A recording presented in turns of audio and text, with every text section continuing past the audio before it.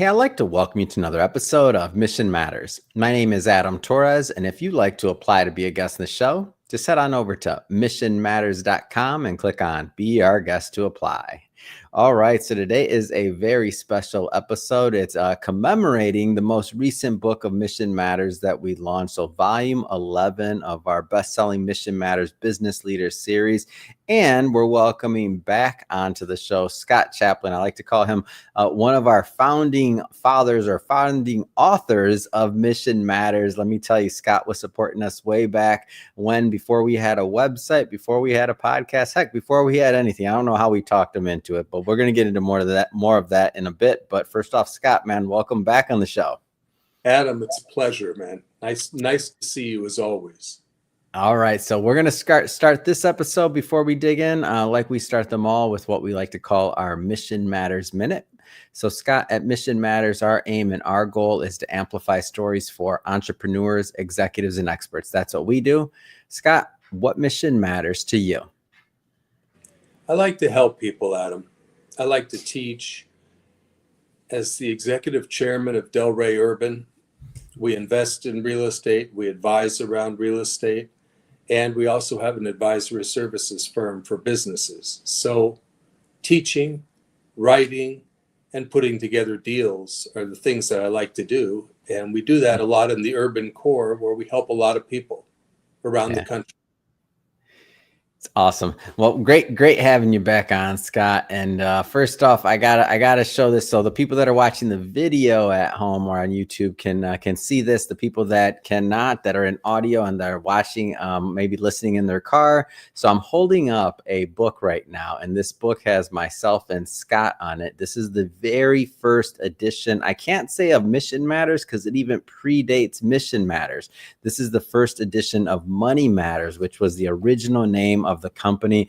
This goes back to 2018. It was our very first project, our first book project that we did a collaboration, and it became a best-selling anthology series. Think of it much like, Chicken Soup for the Soul, but for entrepreneurs and executives and experts, so a different niche. So Scott is now in the most recently released volume 11. And so I think about it, he's in the first one we did, and now he's in the most recent. And now, Scott, can you believe this, man? We published over 400 authors now. I can't believe it, going back to like when we first started, when we didn't have a website. It's awesome. You've done a wonderful job, my friend. I'm proud of you. It's just awesome. So yeah, well, I appreciate you. I appreciate all the authors that have really supported us along the way and given us the ability to build a platform and to create a safe space that entrepreneurs and executives could come, tell their story, showcase their work, and know that there'd be a lot of thought and intent put behind it. So it's fun. I feel like it's like our own fraternity now, or this group of authors that have all come together. It's been a lot from different walks of life, different areas. But Scott, for those that maybe aren't familiar with your previous work or haven't dug into the book yet, maybe give a little bit of your background and really just how you got started in business and in real estate. Let's start there. Sure. I mean, I've been entrepreneurial since I was a kid.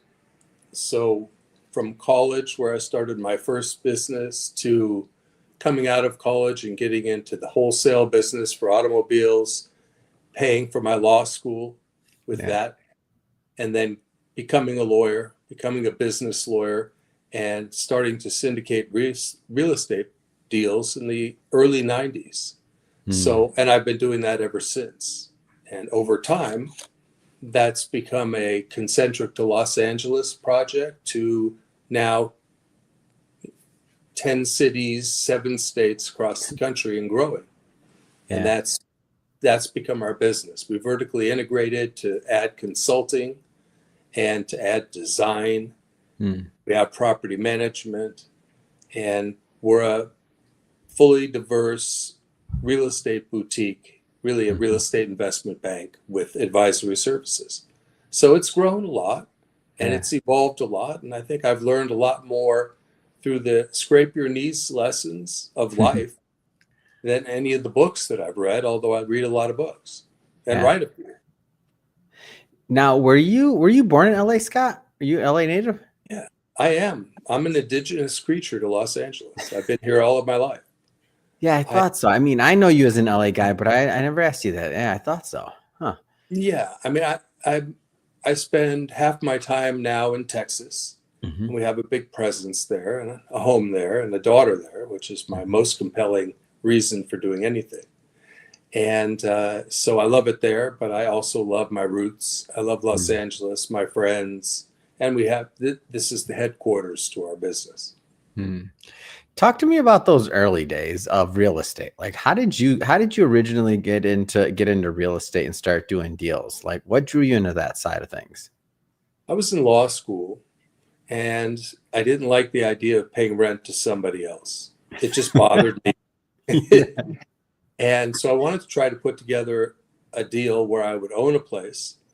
And the only way I didn't have, the fundamentals I was missing were credit, cash, right? Uh, Pretty much income. So Yeah, I, you don't need any of those. No cash, no credit, no income. Perfect. it was perfect. So I tied up a deal, Hmm. and then I went to the bank, and surprisingly, they agreed to give me a loan, but it wasn't Wow. enough. So I decided to ask the seller to carry back some of the financing. Hmm. And to my surprise, they did. And I learned an important lesson there, which is the closed mouth never gets fed. So Ooh. if you want it, ask for it and Hmm. insist upon it and work for it. So that they agreed to carry back the second.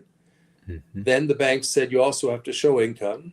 So I went to law school and I said, who wants to live with me in my place?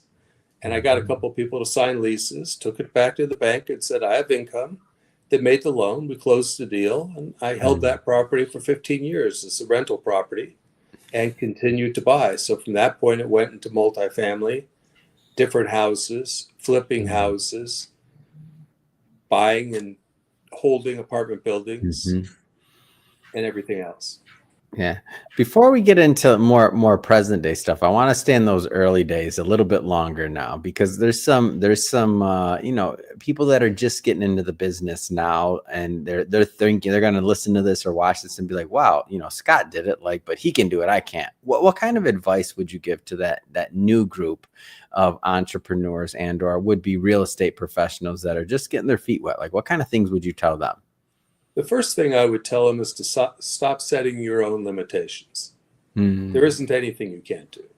If you want to be in the real estate business, you want to put together deals, you want to represent buyers, whatever it is that you want to do in that or any business, as Yeah. long as you start with a plan, there's a product market fit, so there's a demand, and then you start setting out your strategies and your tactics. Hmm. There really isn't anything you can't do. Money is fungible. There are a lot of people out there that Yeah. have capital that will invest in good projects. So it's Hmm. about finding the good projects, doing what you say you'll do, putting together a team of people that are like minded, that round out the weaknesses that you have in your own learning or knowledge, Hmm. and going for it, simply Yeah. going for it.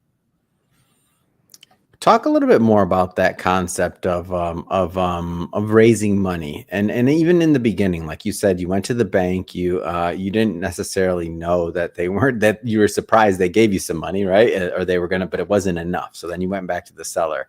So I think the creativity and the thought process sometimes around for many is that you have to have the money. You have to know everything up front. You're talking about themes such as bringing a team together, leveraging, using other people's capital in order to get what you want. Like, talk a little bit more about that. For sure. So when I started, other than the first deal that I did, when I started doing larger deals, the second deal was 19 units, the third deal was 36 units, Mm. and it kept growing. I I went to friends and family.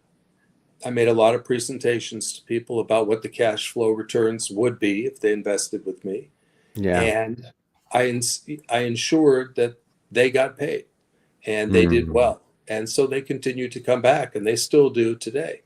The Wow. projects are larger, the investors are larger, or they're putting in more, but it continues to happen. And there Mm. really is capital, which everybody gets paralyzed about, is really Yeah. not the limiting factor in deals. It's the ability to find and underwrite intelligently good deals. And Hmm. so anybody can learn it.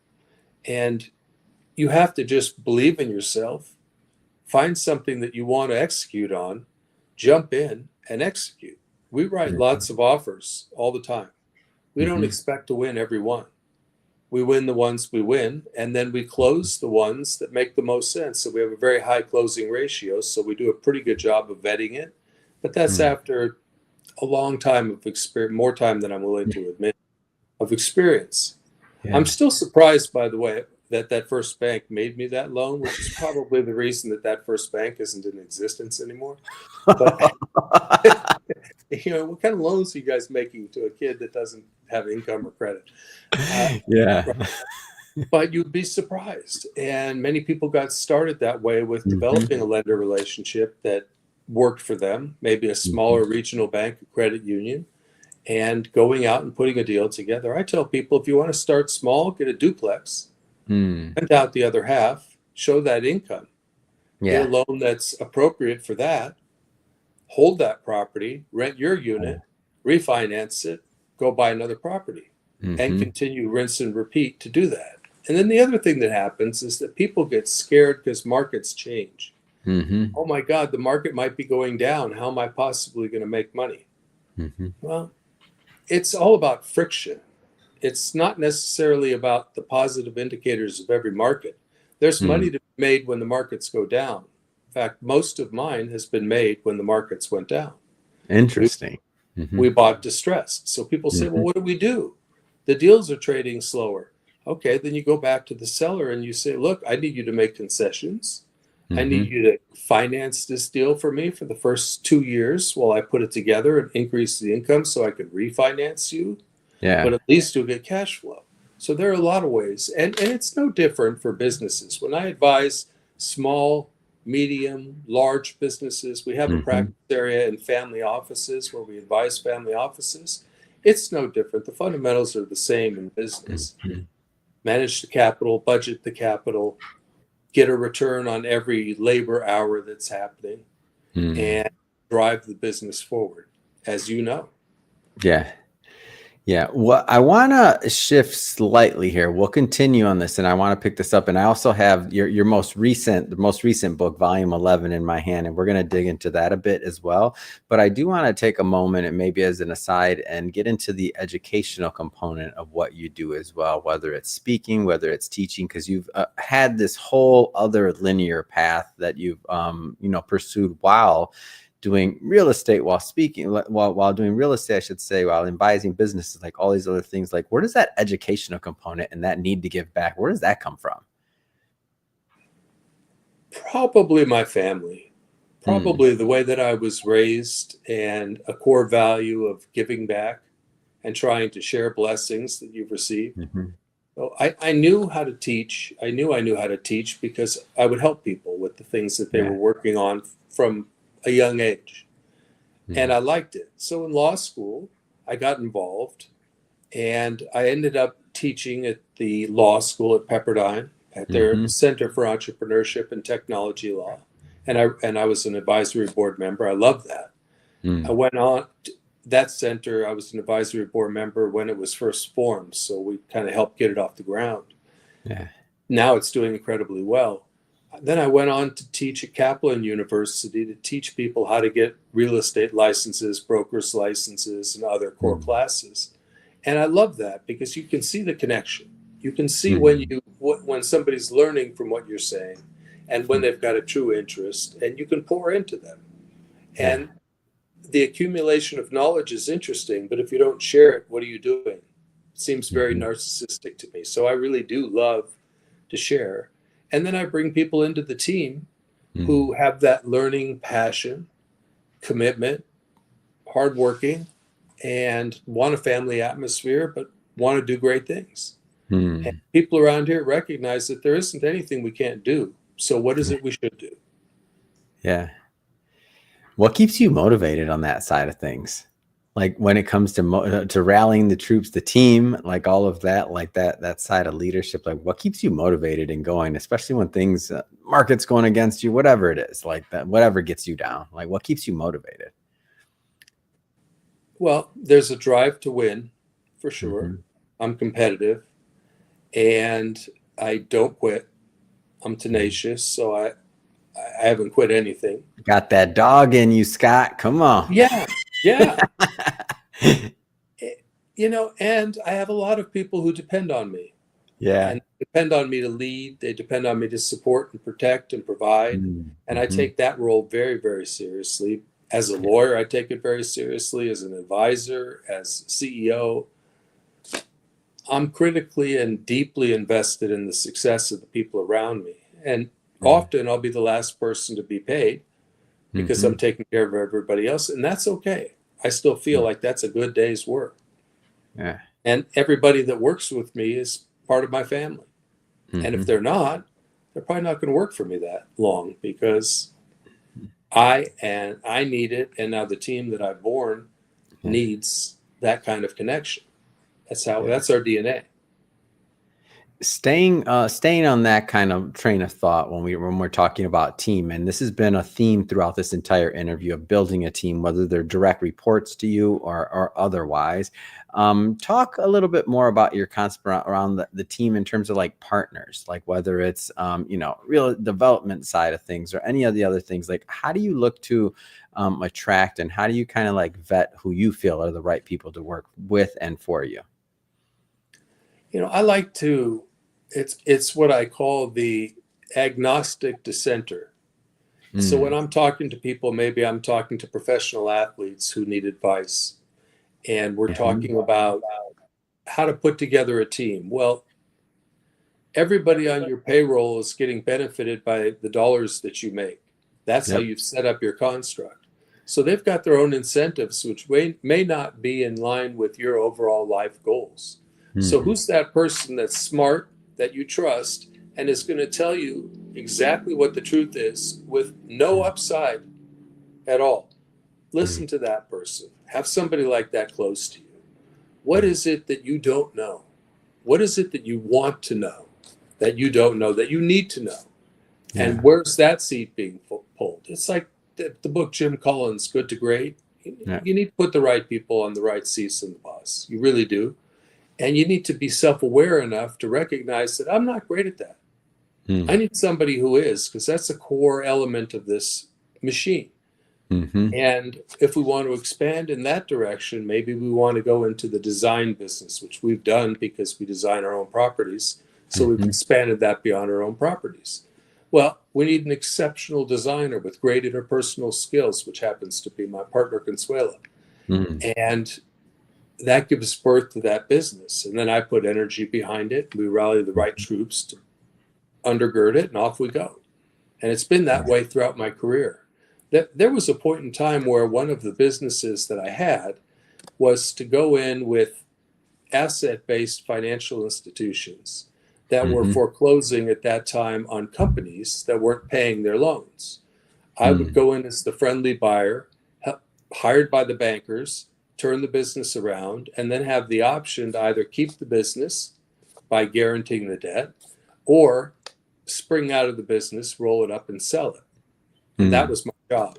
I did that for about 10 years, and it taught me a whole lot about different businesses, different management styles, the Mhm. nature of what happens when people get into control. What are the correlations, or in trouble? What are the Mm. correlations between those activities and getting in trouble? And it helped me Mhm. to guide my own businesses thereafter. And I kept a Yeah. couple of those businesses, built them up, sold them, and that Mm. became a further part of my more specific focus into real estate. Mm. And now when we take interest in companies, it's usually startup to just when they're making revenue, Mhm. and we're advising them. We take a piece, we continue to help them grow with the idea that they're going to sell, much like venture capital. Mm. Yeah. But I wanna let's switch it up a bit here. I want to get into the most recent volume of Mission Matters, and let's get into your content. So, voices and choices, the human variable in the success equation. Lots of different. I know your content, or I know some of your content, I should say, and I know you got lots of different angles you could have taken. Why this message? Why now? because it really is all about people. It doesn't matter how smart you are, unless you want to be a sole proprietor. If you want to build an enterprise, you have to attract wonderful people, and you have to recognize who your constituents really are. It's one thing to say my constituents or my customers or my clients or my investors, but they're also your lenders and the building department and every other aspect of what's happening in the ecosystem of your business. That's the tactical, practical, on the ground today. But the truth of how you build up to that is who's in your life as you're growing, who's in your life as you're learning, who you attract yourself to, or who you attract to you. And often, for me, I was more intrigued by people that were really smart, that knew things I didn't, and I wanted to bring them close to me. And many of them I brought along with me through those companies and into my business now. But those were advisors, those were friends, family. And where do you pick up the characteristic traits? Which ones do you want to emulate and imbue?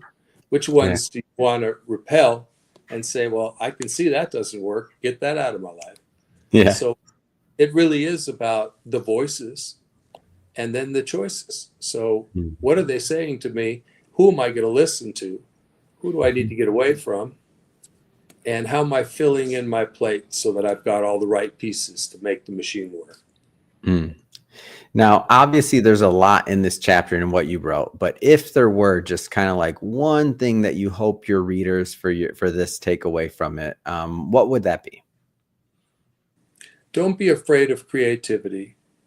Don't be afraid of taking chances at all.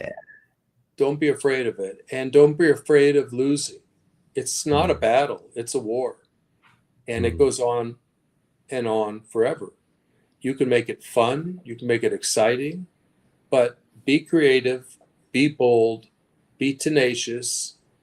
Have character and integrity. Do what you say. And go after your goal. And don't listen. The more that people tell you that's not doable, should be a defining moment in how you know it's right. Like when you're uncomfortable, if it's uncomfortable, if it's like, okay, then this is growth, right? Like to me, that's right. The way I look at it. I agree with you 100%. And it should be uncomfortable. And growth should be a perpetual thing throughout your life. It is for me. So that's back to teaching. I learn as much from my students as I teach, from mentoring, from having juniors become seniors, become leaders, run a division, run a company. You know, my partner was at first my executive assistant. Anything can happen. There are no limitations except the ones we place on ourselves. It's just true. Amazing. Well, Scott, first off, it's been great having you back on the show. This is exciting. I'm excited to continue to promote the book with you and your team. I have to ask, I mean, what's next? What's next for you? What's next for Delray Urban? What's next? What do you got on the agenda? Well, we're launching funds now. We're going to be doing more flipping of homes in Southern California and in Houston, Texas. We're going to be doing more acquisitions across the country. We're moving into new markets. We're looking at multiple deals right now. When we're out of state, our projects are typically larger. So we're going to continue to do that. We'll see how things shake out in California with the regulatory environment and the pressure. California's become a much harder place to do it, but that also deters competition and makes the good deals great, less competition. So we're going to be watching the market and see how it resettles and continue to grow. The objective right now is to double the portfolio over the next 5 years. That's great. Our goal is to exceed 10,000 units and to continue with the other parts of the business. And I'm also getting involved in a couple of more of the venture opportunities that are growing that are enjoyable and helping people. That goes back to the teaching and the mentoring and all of that, plus learning new things. I'm enjoying my deep dive into AI and bringing those tools into our business because it's so helpful. Isn't it? Oh, it's spectacular. We can analyze deals We can, with granularity and all sorts of different inputs. It's really a wonderful, wonderful tool. Yeah. And we're going to keep doing what we know how to do, and in some cases, go back to what we know how to do. Mm-hmm. Sometimes, as we're growing, we go on a departure, and all of a sudden we look back and say, we haven't done that many deals this year because we've been so focused on this. Yeah. And deals make us more money, and we enjoy them, and they're long-term wealth creation. So there's a balance between cash flow and wealth creation, and you've got to always keep that balance, especially if you reinvest in your business all the time. Yeah. So that's really where we're going. We're going to continue to grow. We'll Amazing. continue to grow the law firm. We'll continue to grow the consulting firm. We'll continue to build out these funds.